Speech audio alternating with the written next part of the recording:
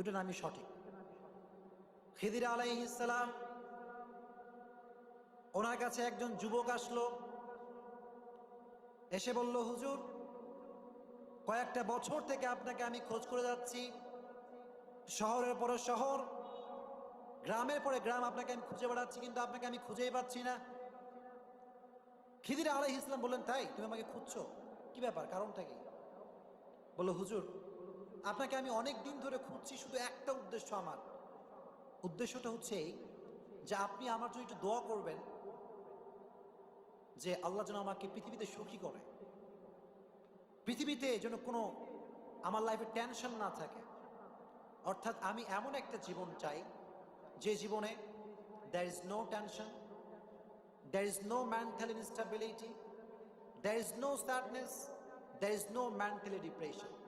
আমি এমন একটা লাইফ চাই যেখানে দুঃখের কোনো নিশানা থাকবে না, যেখানে অসুখের কোনো নিশানা থাকবে না। সেটা হবে সুখময় লাইফ, যে লাইফে কোনো কষ্ট নাই। খিদির আলাইহিস সালাম এবার চুপ হয়ে গেলেন। উনি বললেন, তোমার জন্য আমি এই দোয়াটা করতে পারবো না, বরং তোমাকে আমি একটা বুদ্ধি দেই। তুমি এখান থেকে বের হয়ে গিয়ে শহরের মধ্যে একটা খোঁজ লাগাও, শহরের ভিতরে খোঁজ লাগাও, শহরে সবচেয়ে সুখী কে আছে। একটা সুখী মানুষ খুঁজে বের করো, তার নাম আমাকে বলবা, আমি আল্লাহকে বলবো, আল্লাহ, এই সুখী ব্যক্তির মতো এর জীবনটা তুমি সুখী করে দাও। বের হয়ে যাও, খোঁজা ট্রাই করো। এবার ওই যুবক বের হয়ে গেল, বের হয়ে শহরের পর শহর খুঁজতে লাগলো, সুখী মানুষ কোথায় পাওয়া যায়, সুখী মানুষের সন্ধান কোথায় পাওয়া যাবে। খুঁজতে খুঁজতে একের পরে এক মানুষ পায়, ধনী মানুষ পায়, বড়লোক পায়, ধনী পায়, সব পায়। কিন্তু গিয়ে যখন জিজ্ঞেস করে যে ভাই আপনি কি সুখী, সে বলে, ভাই আমি সুখী না, আমার লাইফে অনেক কষ্ট, অনেক দুঃখ আমার লাইফে আছে। এরকম মাসের পরে মাস সে খুঁজছে সুখী মানুষ কোথায় পাওয়া যায়, কাউকে সে পাচ্ছে না। এভাবে খুঁজতে খুঁজতে মাসখানেক পরে একটা শহরতলি এলাকায় সে গেল। যাওয়ার পরে একটা জুয়েলারি অর্নামেন্টসের একটা দোকান, অনেক বড় বড় সোনা দানা গহনা সব সাজানো আছে বাজারের ভেতরে, বিশাল বড় একটা দোকান। ওই দোকানের যে ওনার একটা যুবক ছেলে, very handsome boy and smart boy, খুব সুদর্শন একটা পুরুষ সে দোকানের মালিক।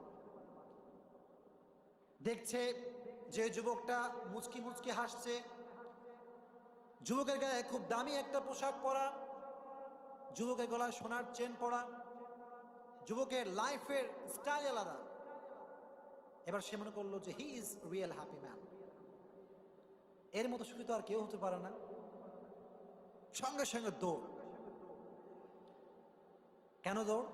যে খিদির আলাইহিস সালামকে বলবে যে হে হুজুর, আমি পেয়ে গেছি সুখী মানুষের সন্ধান, আমাকে দোয়া করে দেন এইবার। কিন্তু যেতে যেতে আবার মাথার ভিতরে খেয়াল আসছে যে হায় হায়, জিজ্ঞেস তো করি না যে সে আসলে সুখী কিনা। পথ থেকে আবার ব্যাক করছে যুবকের কাছে। এবার ওই জুয়েলারি অর্নামেন্টস দোকানের কাছে এসে বলছে, ভাই আপনার সঙ্গে আমার কিছু কথা আছে। বলো, বলো কি কথা বলো। বলছে, ভাই আপনি এত সুন্দর দেখতে, আপনি you are smart boy, you are handsome boy, আপনার মতো এত সুদর্শন পুরুষ তো আমি দেখি নাই, এত সুন্দর চেহারা, এত সুন্দর জামা, আপনার যে দোকান, আপনি তো কোটি কোটি টাকার মালিক, আপনার জীবনে কি কোনো দুঃখ আছে ভাই? যুবক বলছে, ভাই আমার মতো দুঃখী এই পৃথিবীতে কেউ নাই, আমি হচ্ছি পৃথিবীর সবচাইতে দুঃখী মানুষ, আমার মতো অসুখে আর এই দুঃখে আর কষ্টে পৃথিবীতে কেউ নাই। এবার ওই যুবক বলছে, ভাই আপনার দুঃখ কি আমাকে একটু বলেন, আপনার দুঃখ আমি জানতে চাই, এটা আমার জন্য খুবই জরুরি জানা। এবার ওই যুবক বলছে, না, this is private issue, this is secret matter, এটা আমি কারোর সাথে শেয়ার করতে পারবো না, এটা একটা ব্যক্তিগত বিষয়। এবার ওই যুবক তো মানে না, নাসরবান্দা বলে, না ভাই বলতেই হবে। কিসের আপনার দুঃখ? এত সুন্দর আপনার জুয়েলারি অর্নামেন্টস দোকান, কি সুন্দর আপনার চেহারা, কি সুন্দর আপনার জামা কাপড়ের স্টেটাস, আপনার dress up, get up, everything is okay, so why are you so sad? দুঃখ কি আপনার? বুঝলাম না তো কিছু। এবার এই যুবকের পীড়াপিড়ি দেখে বলছে, তুমি শুনবা? বলছে, হ্যাঁ শুনবো, আমাকে বলতেই হবে আপনার দুঃখটা আসলে কি, আমাকে জানতেই হবে। What is the sadness of your life? দুঃখের কারণটা কি? কি দুঃখ তো আপনার লাইফে, কি দুঃখ? এবার ওই যুবক বলছে, ভাই তাহলে শোনো, এই শহরের ভেতরে আমার যে ধনী ব্যক্তি কেউ নাই, আমার মতো টাকাওয়ালা ব্যক্তি পৃথিবীতে কেউ নাই। বর্তমান সময়ে আমি একজন বিশাল বড় ধনী মানুষ, আমার টাকা পয়সা প্রাচুর্যের অভাব নাই। এই যে মার্কেটে যে দোকান মধ্যে সব দোকান আমার, এই দোকানটাও আমার। আই এম রিচ ম্যান, আমি অনেক বড় ধনী। কিন্তু দুঃখের বিষয় হচ্ছে, আমি একটা সুন্দরী মেয়েকে বিয়ে করেছিলাম, অসাধারণ দেখতে আমার ওয়াইফ, এত সুন্দর, অসাধারণ, মেঘে কালো কেশ, কাজল কালো চুল। আমার ওয়াইফের দিকে তাকালে প্রাণটা জুড়িয়ে যায়। সুন্দরী, গুণবতী, রূপবতী, অনন্যা, সুস্নিগ্ধা, অপ্সরী, সুহাসিনী, সুকেশিনী, সুভাসিনী, অসূর্যম্বস্যা, the most beautiful lady that I ever seen in my life. এত সুন্দরী wife, I can explain the beautiness of my wife. আমার ওয়াইফের যে সৌন্দর্যতা, যে বিউটিনেস, এটা আমি এক্সপ্লেইন করতে পারবো না। এত সুন্দর ওয়াইফ আমি বিবাহ করেছি, এত সুন্দর বউ, এই তল্লাটে আর কারো নাই। আমার বউ হচ্ছে রাজরানী, এত সুন্দর ওয়াইফ কারো নাই। এত সুন্দর ওয়াইফ আমি বিয়ে করেছি। এবার আমার ওয়াইফের বিয়ে করার পরে মাসখানিক পরে তার এমন একটা অসুখ হলো, যে অসুখের কারণে আমার ওয়াইফ মৃত্যুবরণ করবে, এটা আমরা কনফার্ম হয়ে গেছে। তার ফিজিক্যাল যে কন্ডিশন, তার শারীরিক যে অবস্থা, এটা থেকে আমরা বুঝতে পেরেছি আর থাকবে না, সে মারা যাবে। এমন অবস্থায় আমি আমার ওয়াইফের পাশে বসে কাঁদছি আর বলছি, তোমাকে হারানোর পরে আমি কাউকে বিয়ে করব না। I can't marry with anyone.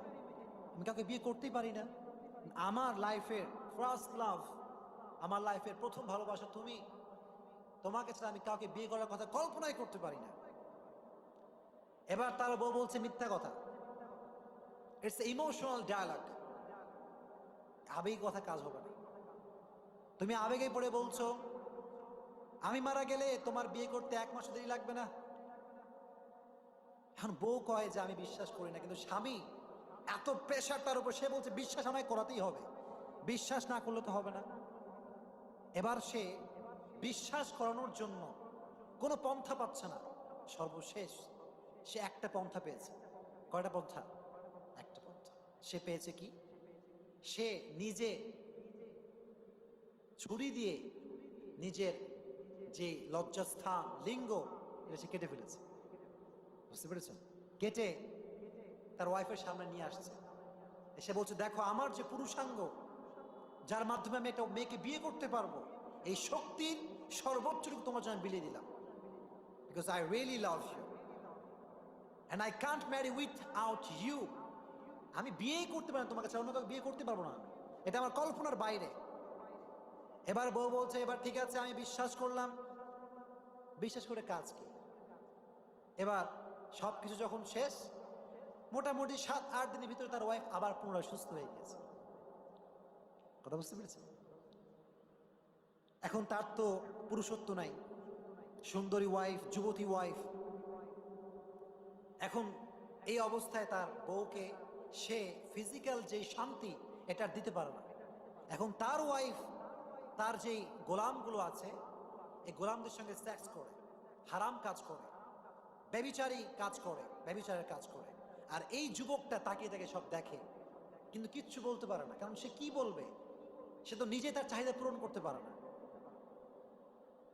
এজন্য বললো, ভাই এবার আমাকে বলো, এই যে আমার টাকা, এই যে আমার বাড়ি, এই যে আমার স্বর্ণের দোকান, এটাতে আমার কি লাভ হবে? আমার ওয়াইফ আমার সামনে অন্যের সঙ্গে হারাম কাজ করছে, আর আমি তাকে থেকে দেখছি, কিছু বলতে পারছি না। আমার চাইতে দুঃখী পৃথিবীতে আর কেউ হতে পারে? এবার ওই যুবক আবার খিদির আলাইহিস সালামের কাছে ব্যাক করলো, বলল, হুজুর, আই ওয়াজ রং, আমি ভুল ছিলাম।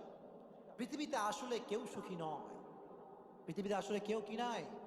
সুখী নয়। The happiness of hair after life, it's a real happiness. পরকালের জীবনের মতো সুখী আর হতে পারে? এই জন্য এই পৃথিবীটা ধোকার পৃথিবী। এই পৃথিবীর স্টেটাস, মান, মর্যাদা সব ধোকা। মানুষ আপনাকে বাহ বাহ দেয়, এটাও ধোকা। যুবকরা মনে করে এখন আমরা লাইকি করব, টিকটক করব, আমরা ফেমাস হয়ে যাব, ধোকা। যুবকরা মনে করে এখন মডেল করব, স্টাইলিং করে চুল কাটবো, জিন্সের প্যান্ট, শার্ট, টি শার্ট, একটা মডেলিং স্টাইলিশ ওয়াচ পরবো, একটা বাইক কিনবো, ক্যামেরা কিনবো, সফল আমি, না, ধোকা। ডাক্তার হলেই সফল, না, ধোকা। ইঞ্জিনিয়ার হলেই সফল হয়ে যাব, ধোকা।